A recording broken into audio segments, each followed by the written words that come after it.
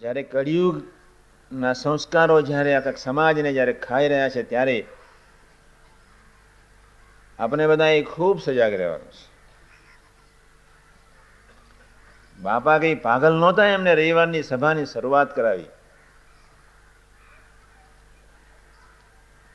રાજકોટમાં હમણાં જ ગયો, મેં 3 હરિભક્તોને પૂછ્યું કે રાજકોટની સભા, રવિવારની સભા ક્યાં ભરાય છે? મને બી ખબર નહોતી, સાથે હું કોઈ વાર ગયો નથી. કે સ્વામીજી અમને ખબર નથી. મેં કહ્યું તમે જાઓ છો? તો કે ના, હવે જવાનો વિચાર કરીએ છીએ. પાછા સત્સંગી 20 વર્ષથી કહેવાય. આ કદાચ ભગવાનની રસગન મૂર્તિનું સુખ બિચારાને ચસ આવતું હોય તો એને કોઈ રવિવારની સભામાં જવાની જરૂર નહીં.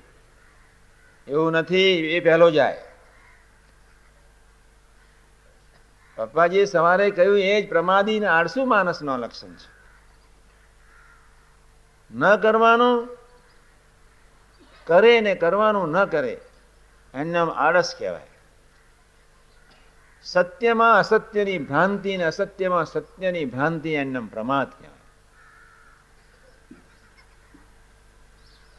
કહેવાતા હરિભક્તોને જ ખબર નથી કે રવિવારની સભા શું. પાછા તો ઘણાને કેવડાવવું પડે કે તમે આવજો ને. એક 7 દિવસમાં 2 કલાકની સભામાં ન જવાય, ફક્ત 2 કલાક. મારા કોઠારી સ્વામી થોડા ગરમ. મારી પાસે કોઈ ખાનગી કરવા કોઈ યુવક આવે એટલે પેલું એ આવીને પૂછે કે તું સભામાં જઉં છું પછી ખાનગી કરવા આવ. મેં કહ્યું તમારે એકદમ એવું નહીં કહેવાનું. પેલું હેત કરીને એને સમજાવીને કથાવાર રવિવારની સભામાં જાય એ રીતે એને તૈયાર કરો. મને કે તમારો ટાઈમ બગાડે ને. ટાઈમ બાઈમ તો હવે ઠીક છે, પણ ઘરના જ છોકરાઓ માટે તો ખાસ કડક થાય જ. અમારા સુખડા ગામના આવ્યા છે થોડા ઘણા વખતે. બાકી એ વીર પુરુષોને બહુ કથા વાર્તાની બહુ જરૂર નહીં. એ લોકો માને જ છે, અમારા હસુબેન બધા જ માને.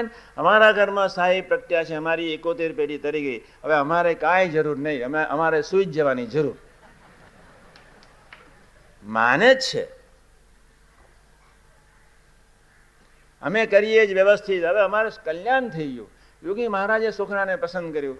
સાહેબ ને રતિભાઈ ને અશ્વિનભાઈ ને આખી મિલિટરી અમારી બધી અહીંયા. એમાં વળી તમે મંદિર બાંધ્યો, સંતોના દર્શન, એ બધા જ માને. પણ આ વખતે કેમના આવી ગયા ખબર પડી નહીં. બાકી તો સોખડા મારે તો હું તમને કહું છું જ, અમારા એ ગામમાં 315 સરપંચ.